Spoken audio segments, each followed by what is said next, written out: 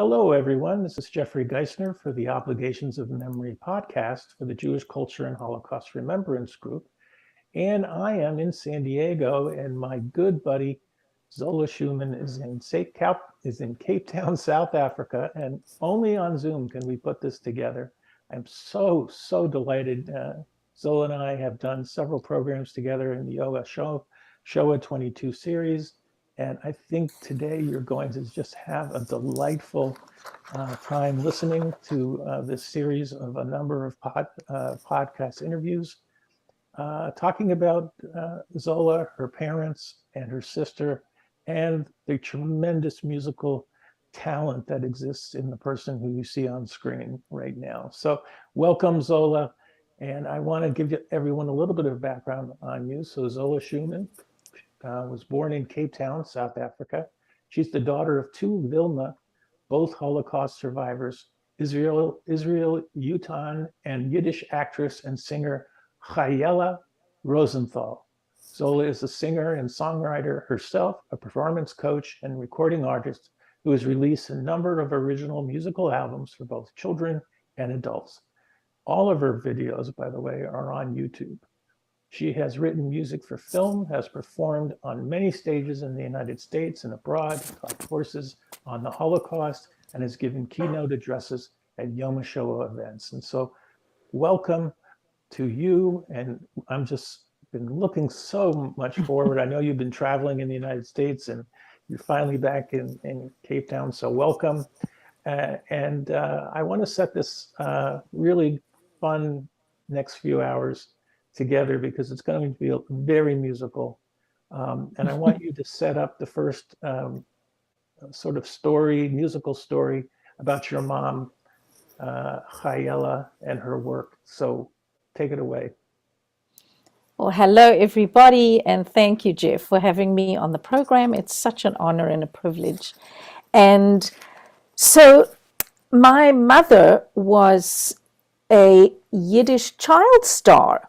She was singing on the radio already when she was a teenager. Her brother, Leib, her older brother, was a songwriter and a poet, and he wrote lots of songs and got her singing and got her on the radio. And also he had some puppet shows, Yiddish puppet shows, Maidim, and my mother used to do voiceovers. And when my mother and uncle were in the Vilna ghetto, he wrote more songs, and the song that we're going to start with is a song that was first performed on the Vilna ghetto stage in 1942 in one of the first revues. And it's about a little orphan boy. Many children were, sadly, their parents were killed in actions, and many were left orphaned.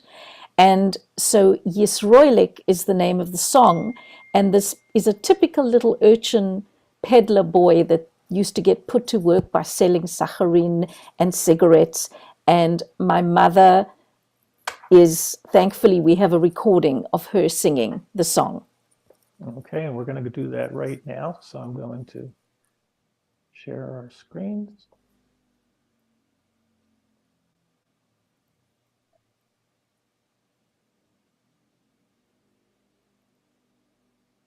And so on the screen right now is your picture of your mom. And her dressed as Yisroelik.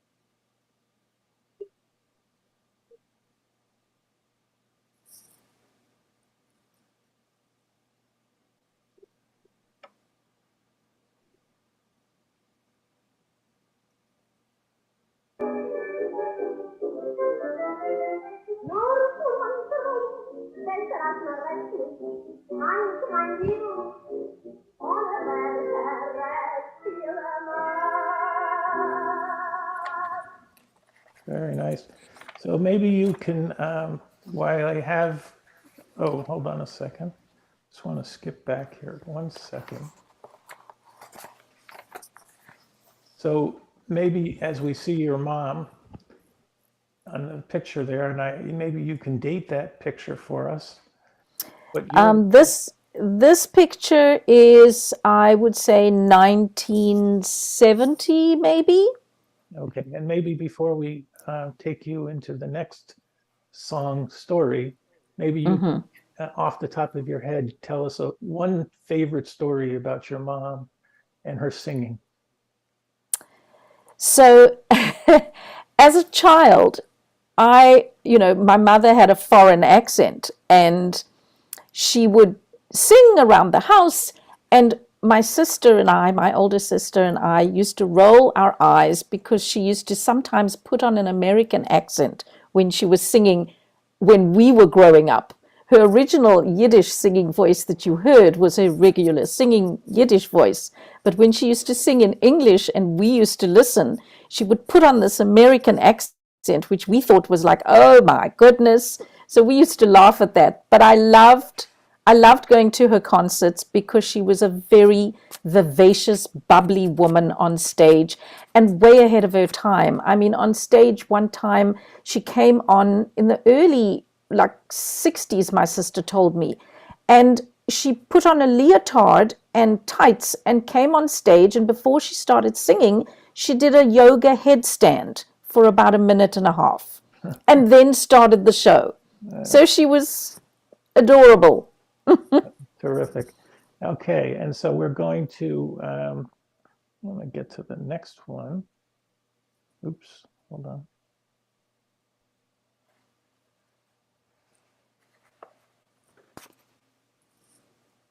So the illustration of the puppet was done by my sister, who was also an amazing artist, the one that you just saw of Yisroelik in the video. Hold on again, just a second, sorry. There we go. And now we're going to talk about, and this is all about obligations of memory, is all about family and remembering our parents. And so I really came upon this video and I thought it would be great to marry with your mom. Why don't you tell us a little bit about who's in this photograph and a brief story before we play it. Okay, so while we're talking about memory, my mom sadly passed away when she was 54. And in this picture, you have me as a 10-year-old and my older sister, Nava, as a 17-and-a-half-year-old. And she also sadly passed away, so most of today is in memory. And so I wanted to share, in memory of my sister as well, both of us singing on stage, singing Sisters in 1970. And then we will fast forward to my 30th birthday when I was living in America, and so was my sister, and we decided to redo the Sisters song. So you'll see both segments. Okay, and we did edit the lyrics. And as I asked you about your mom, what is a memory that you have about your sister? And I'm sorry for her loss, for your loss. Thank you. My sister, oh my goodness, so many memories. She was absolutely larger than life and bold and brave, and there is nothing that scared her other than, I think, running out of money, which she never did. But otherwise, there would be nothing that she could not do, accomplish, say, and I just admired so much of what she did. She did so many things. She wrote books. She was an amazing artist, and she did a play about my mother, a musical play, and a book about my father's life. And she went around the world doing her play in Yiddish and teaching about the Holocaust and keeping the torch going. And the most amazing thing was she had the fabulous sense of humor and always made me laugh. Well, that's terrific. Now, for our listeners, this is a little long, but we know that it's going to be fun because what happens at the end is what Zola mentioned is that the same song is replayed many, many years later, total 19 years later, at her 30th birthday. So here we go.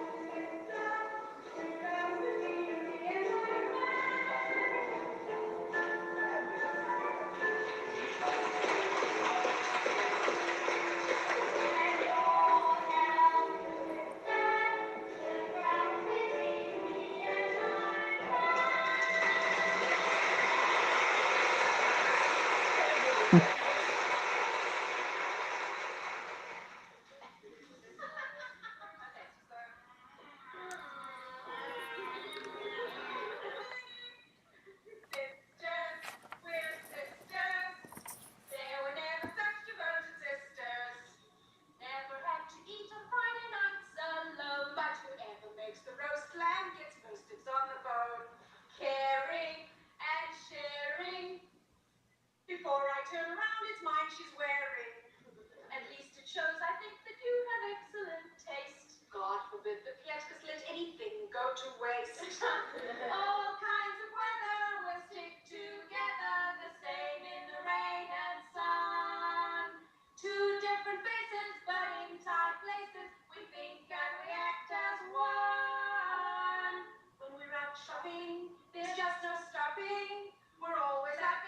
till we're truckling.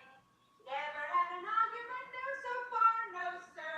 I wouldn't dare to get on the wrong side of her. Crying and fighting, the two of us can sometimes be quite trying.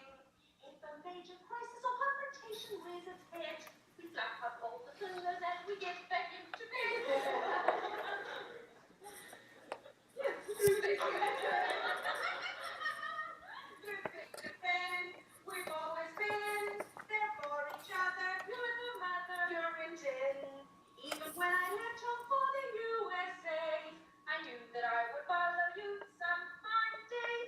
So Lord help the misters who live with and love with these sisters. And Lord help the sister who comes between me and my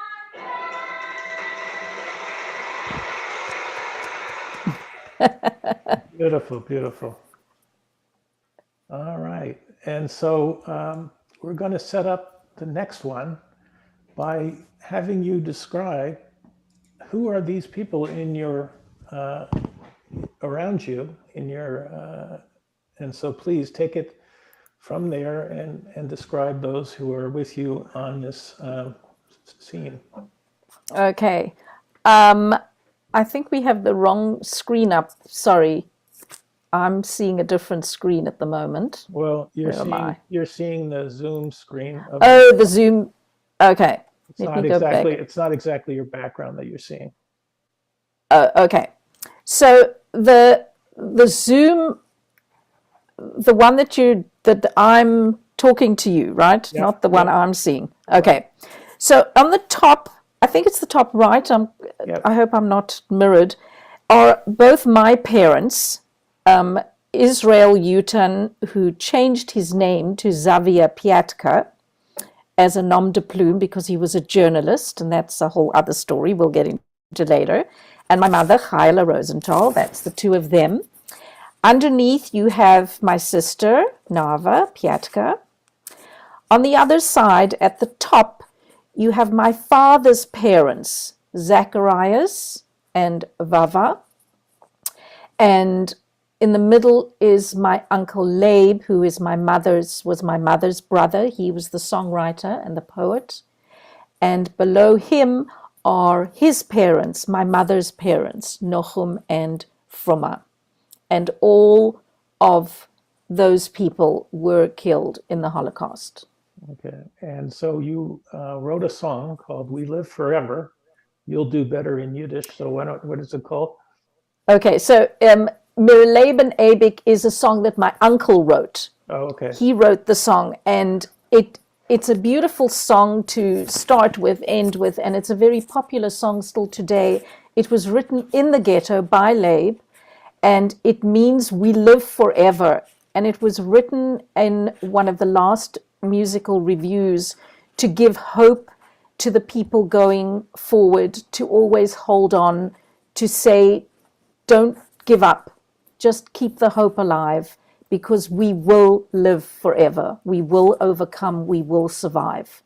And it's a very up-tempo song, as you'll see. And it's an anthem that partisans took into the forest with them. Now, how long have you been singing this song? So my sister was the main torch carrier and Holocaust testimony family storyteller for all the years. And so I didn't even sing in Yiddish literally until after she passed away, until after I came back from living in America for 25 years. We came back to South Africa. And I was asked to sing in the South African Cape Town Yiddish Song Festival. It was their 10th Yiddish Song Festival. And my sister was going to come and sing as, doing my mother's thing. And she had passed away, and they said, you are the one that's left standing. This is your family. You need to please come and sing and be in the show. And I said, I don't sing Yiddish. No, can't do it. And eventually I was persuaded. And so in 2010 was the first time that I sang in Yiddish, and I sang a different song. And this song I sang a few years later as people began to ask me to come and sing my mother and uncle's songs in various fundraiser events, Yom Hashoah, And what brought and you so back on. from, what brought you to say, Cape Town from the USA? What was the impetus? So my mother-in-law was ill, and she was diagnosed in South Africa with only having 2 months left to live. Wow. So we decided to come back and be with her and to help her through. She took 2 years to die once we got here, so which was a blessing for us, and we spent beautiful quality time with her, and then we stayed. And now we travel back to the USA Gotcha. annually when we can. All right, so let's listen to Zola, We Live Forever. Mir Leben Ewig. Forever, the world's ablaze. We live forever without money these days. We'll show the enemy we will not play their game, and we will not hide our faces in shame. We'll live forever, here we all are. We'll live forever in every hour. We want to live and to survive. Bad times will overcome and thrive. We'll live forever. We are still here. Wir leben ewig. Es brennt der Welt. Wir leben ewig. Ohne Groschen Geld. Und euch zerpuken nicht die alles umgehen, wo fehlen uns, verschwarzen unser Ponding. Wir leben ewig in jeder Show. Wir leben ewig, wir seien da. Wir wollen leben und erleben, schlechter Zeiten, aber überleben. Wir leben ewig. Wir seien da.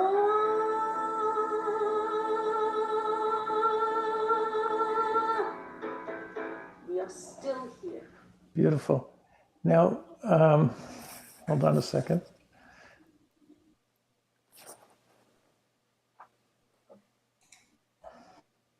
So we're coming back. Maybe you can give a little story about it. Obviously, this Laban Rosenthal was quite a songwriter, quite a musician. But what does your mother tell you about him? So my mother and Labe, the brother, were so close, really, really very close, and they were together in the Vilna ghetto. After the ghetto was liquidated, he was sent off to Camp Kluger, and he was murdered there. So she never saw him again after the Vilna ghetto time. And my mother did not speak to us about her brother. So we knew nothing about him. She didn't talk about her experiences with us. She spoke to my father, she spoke to her friends and other Holocaust survivors, but not to her 2 daughters. She always, when my sister used to ask her, said, "No, we don't need to talk about bad times. Better you shouldn't know, better don't talk." And Better Don't Talk became the title of my sister's musical because of that. And so we didn't hear about Uncle Labe. We didn't know that we had a songwriter in our family, and yet my sister was writing songs, I was writing songs. We only learned much later. My sister, there was a black and white photograph. There are only 2 photographs of Labe. And there was a little photograph like the size of a postage stamp under the dressing table glass at my mother's desk. And when we would ask about that picture, she would not talk about it. She said, "I don't talk about him." And I think she mentioned once to my older sister that that was my brother, but he died and in the concentration camp, and that was all. Fortunately, my father was a journalist, and he spoke about the Holocaust and about his experiences. And he later, after my mother had passed away, told us the stories of my mother's war experiences and the whole story of Labe's life. So you were already having your own families and married at that Yes, point. yes. Yes, I was still 19, 20, but I think I only heard about it like in my 30s, pretty much. Okay, and so When my yeah, I want to kind of cover these photos, which I think are so beautiful in your background. So obviously at the top, you mentioned briefly about a name change. I don't know whether you want to give us a little yes, more of a story so of it. so my father was born Israel Jutan, and fast forward after school, he was working for a newspaper, a Polish newspaper, as a journalist and doing roving articles. And the editor came to him one day and he said, "You probably should change your name because it's very Jewish if you want to be successful and not be picked on, or Israel Jutan should be changed."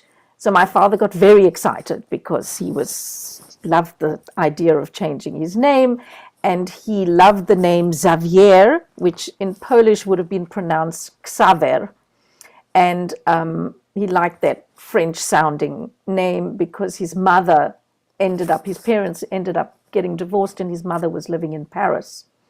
And he chose the surname Piatka because in Polish, piątka is the number 5, and the n that looks like an A. So in English, it becomes Piatka. And the number 5 was the highest score you got in school. And my father wanted to be the best, so it was Xavier Piatka. And then later in life, it was very confusing. My father was very eccentric and hard to follow. He then changed his name, sort of, kind of, when he was living in South Africa. He abbreviated it because he realized that a lot of the South Africans had a problem pronouncing Piatka, which was already foreign. So he abbreviated it to Piet. So he was also known as Xavier Piet, and which was confusing for a child, but we coped. And so he was a journalist his whole career, including when he came to South Africa. Yes, he had many jobs along the way for survival. When he finished school, he would write. He was an editor of the university in Poland, the university newspaper, and then that was his dream, to basically be a writer and a journalist. When he came to South Africa, I know we're jumping all over the place. Keep up. Okay. Okay. When he came to South Africa, he obviously had 4 jobs to try and make ends meet because he came with nothing after the war. And he learned the Afrikaans language at night so that he could work at the Afrikaans newspaper because it was easier to get a job there. He worked in a printing company because he knew linotyping. He sold fish on weekends, and he did bookkeeping for a butcher also because he was good with numbers. And then slowly, he eventually started his own one-man advertising agency. So it became Piet Promotions. So that was his main job in South Africa. And when was this?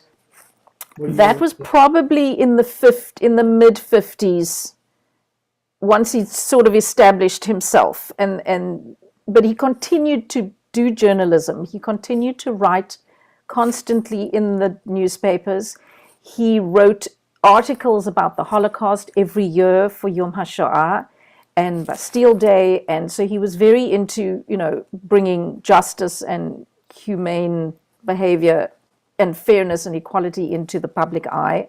He also did film critiquing, and he was an avid stamp collector. So he also ran a stamp column weekly in the newspaper. And that's not all he did. And on. He did all kinds of things. Well, I think that's a great place to actually wrap up our first 30 minutes. It goes very quickly. Wow. And I want to lead out of this next section with another one of your terrific musical compositions. And I'm going to surprise you because I don't think you know it's coming. So let's hold on. Listen, floating on a river, on a summer flashing silver in our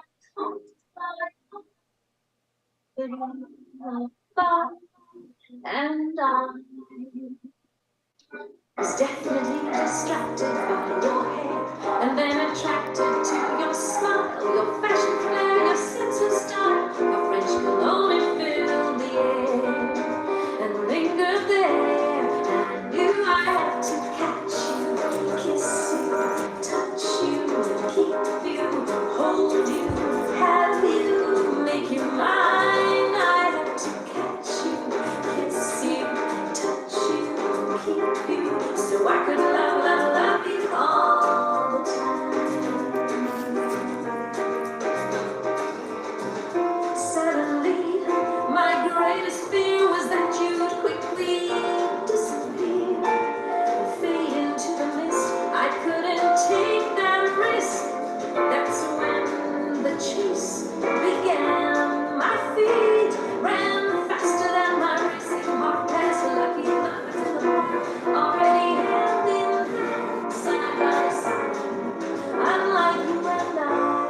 But God, I had to try.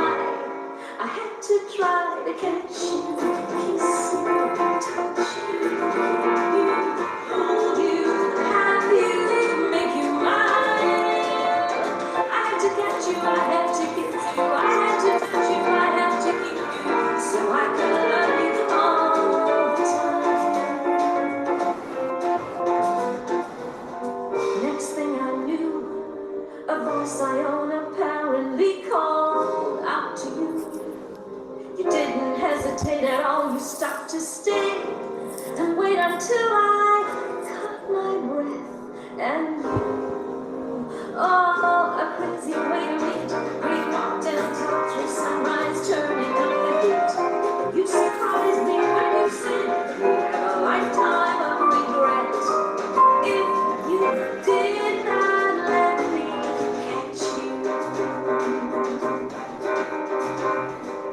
Not your average kind of date. Was it planned or was it fate? Who knows? Who cares anyway? Year after year we come back here to play, and each time I like to catch you, kiss you, touch you, keep you, hold you, have you, make you mine. I get to touch you, kiss you, catch you, keep you. Oh, I get to love you all the time. I get to catch you, kiss you, touch you, keep you. I get to catch you, I get to kiss you, I get to touch you, I get to keep you. I can love you all the time. I get to catch you, kiss you, catch you, kiss you. I get to catch you, I get to kiss you, I get to catch you, I get to kiss you, catch you, kiss you, catch you, catch you, kiss you, catch you, kiss you, touch you, catch you, kiss you.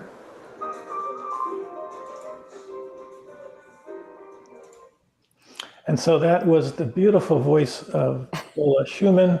And Zola, what was maybe you can fill us in with the title of that piece? That piece is called Catch You.